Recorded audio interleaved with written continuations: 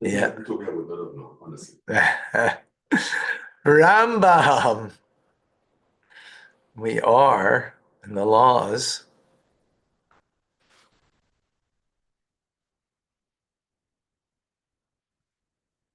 We are in the laws of Eruv. Eruv means, oops, um, a, a rabbinic law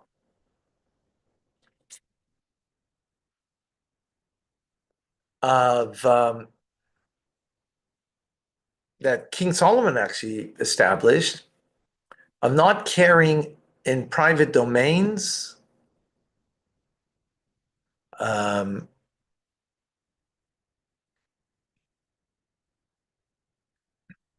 to that you shouldn't, and from one private domain to another, like one home to another, that share a common courtyard. So it's all private domain. So biblically you could carry, but rabbinically you can't. You have to make an eruv. You have to connect the people. So it shouldn't be forgotten, especially by children, because if you're carrying all the time in the courtyard in the playground that you're sharing with different homes, families, you're going to forget that there is a law of not to carry, and you'll end up carrying in the public domain. So it's all a rabbinic law. Today we're going to learn about Erev Tanchumim, that if you want to go, you're only allowed to walk 2,000 amas, 2,000 cubits outside of the city limits. So what do you want to do? If you need to go, let's say you need to go to celebrate a marriage somewhere, and you're going to 2,000 cubits is not far out of the city limits. Um, you know, big cities, of course, are huge, and therefore the city limits is well beyond where there's no homes and so on. But in the back in the day, if you lived in a village and you wanted to go to a neighboring village, you might not be able to go there on Shabbos if you wanted to celebrate.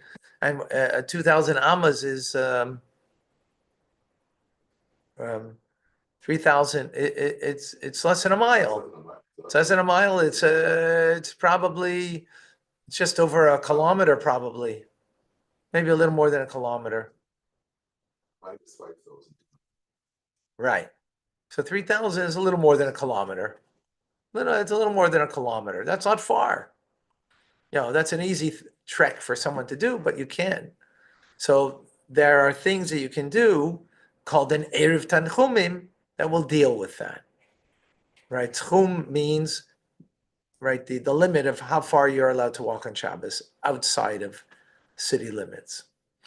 Okay. So chapter number 6, halacha number 1. When a person leaves the city on Friday afternoon and deposits foods for 2 meals at a distance from the city, but within the Shabbos limits, within the 2,000, right? So you're depositing food elsewhere. By doing so, he establishes this is his place on Shabbos. So what you're saying is, my place is not in the city, my place is outside of the city. So therefore, since I deposited outside within the 2,000, I can now use that point to be my 2,000 point beyond. So it's considered as a base for Shabbos, and is the place where he deposited food for 2 meals, even if he returns to the city within the commencement of the Shabbos and spends the night at home. This is called Erev Techumim. Right? So by the Shabbos is centered around food, right? Celebrations around food.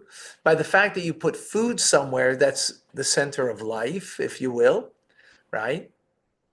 So now that you put it outside of the city, right, within Shabbos limits, though, it can't be beyond the 2,000 because that you can't go there.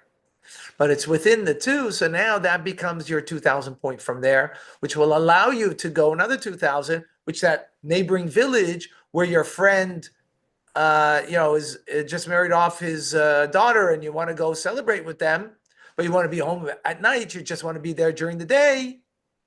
I'm giving this as an example of why you would want to do this, right? But that's irrelevant to the halacha, right? It's not relevant to the halacha, but just to give a context. Okay, halacha number 2. On the following day, the person may walk 2,000 cubits from the place of the Erev in all directions. Accordingly, when a person walks 2,000 cubits from the Erev on the following day within his city, he may only walk to the end of his limit. If, however, the entire city is included meaning within his limit of 2,000 from where he set his place, right? Because now his place of 2,000 limit is not in the city, right? So, if, however, the entire city is within his limit, the city is considered with only 4 cubits and may continue to the end of the limit beyond his city. So, if his city, it's not a city really, it's a village. I'm not a village, a town, if you will, right? We're talking about a square, let's say a square kilometer plus, right? So it's not a village, it's a town. So that town, if it's less than that 2,000, so then it's only considered 4 cubits. And then he can go beyond that. That's 4 plus where he set his food. And beyond that, the other direction we're talking about, if it happens, right? So what is implied? So let's see. When a person places Erev 1,000 cubits to the east of his house in a city, he may walk 2,000 cubits eastward from the place where he set the Erev the following day, right? That's why he did it, because he needs to go eastward, right? He may also walk 2,000 cubits to the west, 1,000 from the Erev of his house, and 1,000 from the Erev to his house. Yeah, which was east. Right. No. Right, which was east. And 1,000 from his house westward. Right, but it's only 1,000 from his house where he lives, as opposed to where he put the food, right? So he may not walk to the end of the city limits if they are beyond 1,000 cubits. So on the west, if it's more than 1,000 cubits, he can't go to the end. He can only go 1,000 that way because he's only given 2,000 from his home where he lives, as opposed to the food. The food, he gets another 2,000 eastward, right? Now, if there is less than 1,000 cubits from his house to the western boundaries of the city, even if Sabbath lives end 1,000 outside the city, the entire city is considered 4 cubits. So now all of a sudden the city is considered 4 cubits. Why is this halacha this way? Well, I'm not certain of the parameter of this, of why it's so. Doesn't speak about it, but it becomes now 4 cubits. So what do you have? 1,000 to the east, 4 to the west, right? Which means he has 996 cubits beyond the Sabbath limit is of 2,000 cubits. Then he can go to the west, right? I'm giving by way of example. It doesn't matter. We're learning the halachic principle. He was planning to go to his friend to the east because he was going to celebrate, but then he heard on Shabbos that he has a friend to the west who's within 996 cubits, right? Who isn't well. And he needs to go visit him. He needs to go visit his friend to the west. So he can only go 996 if there's another village to the west. Got it? According to this principle, the person placed his Erev 2,000 cubits towards the east of his house in a city. He would lose the possibility of walking throughout the entire city to the west, right? He couldn't move to the west, even a cubit, because he lost that 2,000 to go to the east if he went to the limit, right? Thus, he would be permitted to walk 2,000 cubits from his house to his Erev, and from the Erev, 2,000 cubits further, right? Because that's what he did. He may not walk even 1 cubit to the west of his house in the city, right? Because he used all of it to go to the furthest point that he could westward.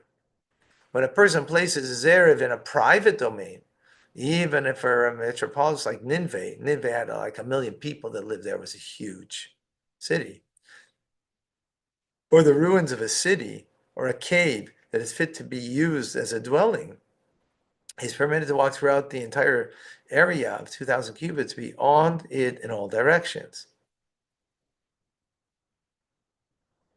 So here, right? So you live here. Nineveh is here within 2,000 cubits, right?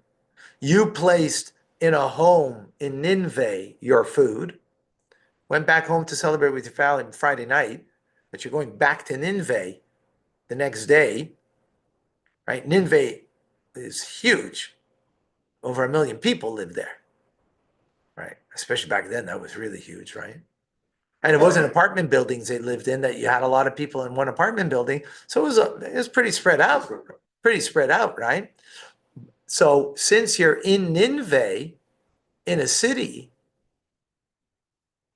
or if you put it into a cave, right, or a ruins in a city, you would be able to go throughout the entire city, right? And 2,000 cubits beyond it. So let's say you were going beyond Nineveh. You could walk beyond Nineveh because there, the whole city is considered as, actually, I don't know why it's not considered as 4 cubits. It's not even considered 4 cubits. It's considered as like where you put in the house your food for the 2 meals. It makes the entire city now that you can walk through. Like, I guess it's like in your home. In your home, you can go through the entire city. Can only go 2,000 beyond your city. So the same thing is over here. Nineveh, you can go beyond it 2,000 cubits. Yeah, exactly. Yeah, because that's what you're doing by putting food in a place is you're transferring your locale of where you consider your dwelling over Shabbos, right? It's a loophole, but remember that the whole law is rabbinic to begin with. 2,000 amas. Biblically, it's 12 is 12 kilometers. Biblically, it's 12 kilometers because that was the size of the Jewish encampment in the desert. It was 12 kilometers in each direction. That's how big, it's huge. I mean, 2.5 million people. That's well, 3 million people. That's small. Hmm? That's very densely populated. Very densely populated. That's small. Very. Yeah. That's tight. Yeah. Very tight. Tents were, everything was crunched up next to each other. Yeah. That's small. Yeah, but I think it's 12 in every direction. Yeah, 12 by 12 by 12. It's not so small. How many square? That's 144 square kilometers, but it's 3 million people. Well, we'll do a calculation afterwards on space. If a tent took up, let's say, okay, we'll do it later. Figure that out. Be interesting.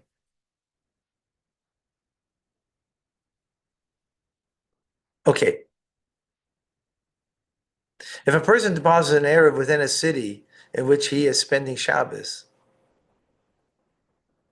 his actions are of no consequence, and his Shabbos limits should not be measured from the Erev. Instead, he is like the other inhabitants of the city.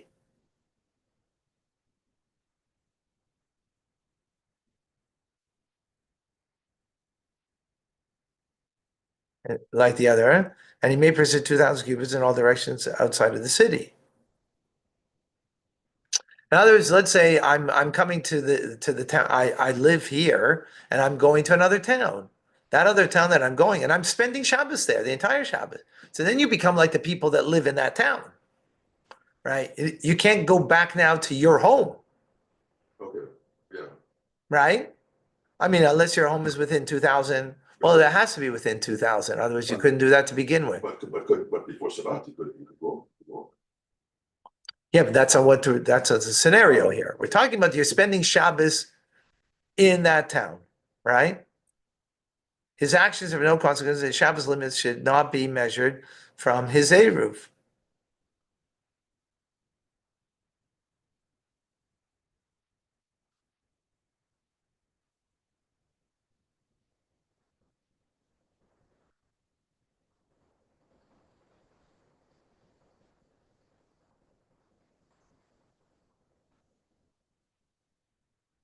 Aha. What does it mean no act of no consequence? Because the Eruv gives you the capacity to go 2,000 from where you are, but you're in a city. Here, that's not a city itself, just not your city. In other words, you become like anybody else. Whether you made the Eruv or not made the Eruv, since you're dwelling there for the entire Shabbos, you're not going back home for Friday night and coming back by day, right? You're staying there the whole time. So you're like one of the dwellers there. Instead, it's like right. And therefore you can only go 2,000 cubits beyond the city limits. If a person deposits his Eruv in the outlying areas that are included in the city's boundaries, and the calculation of the city's Shabbos limits begins beyond these areas, is as if he's deposited him within the city proper.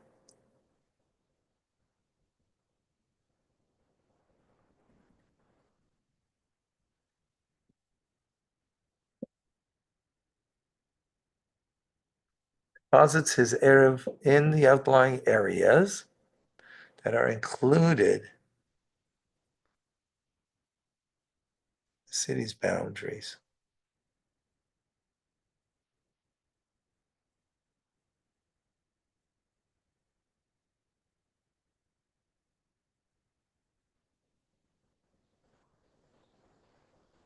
Sure, what got that?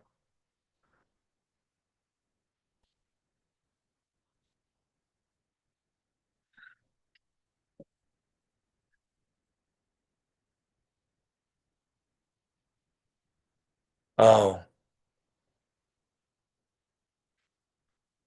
we make a square for the city, and the city might not be exactly a square, right? So we make a square, and if you place it outside of the city, but within the square, then it's as if it was in the city. That's the point. If a person deposits there beyond the Shabbos limit, it's not considered to be a valid Eruv.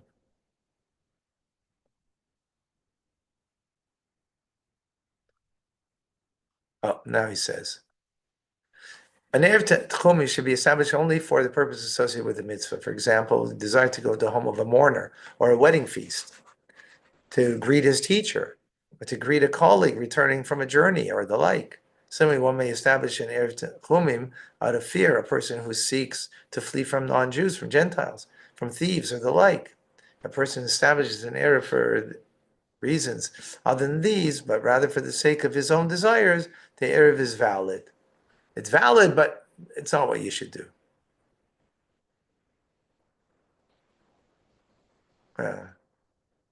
Some say it's not valid, actually. All foods that are used for Shita may also be used for Erev Tchumim.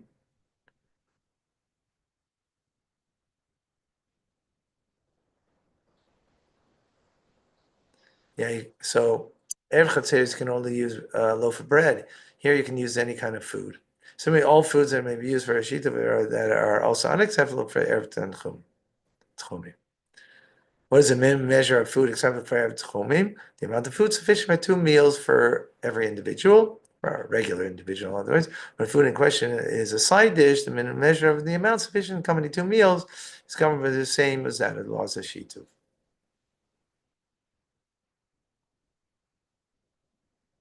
It is necessary to place where a person intends to spend Shabbos and is able to be in the same domain, so it's possible for him to partake of it Benish Moishis. Has to be in a place where he could partake of it, when at twilight time, Friday night. Therefore, if a person, one second, which is, all right, oops. Therefore, a person who intends to spend Shabbos in a public domain and places the Erev in a private domain, or if he intends to spend Shabbos in a private domain and places the Erev in a public domain, the Erev is not valid. For it's impossible for him to transfer articles of private domain to the public domain without performing transgression. You have to put it where you're going to be able to use it and where you plan to use it. Okay, I got to stop here. Amazing. Folks, as always, wish everybody a good Shabbos, good Yom Tov, and an amazing Mashiach Suda. If you're doing Mashiach Suda by yourself, that's okay. If you have nowhere else to do it, so you got to do it.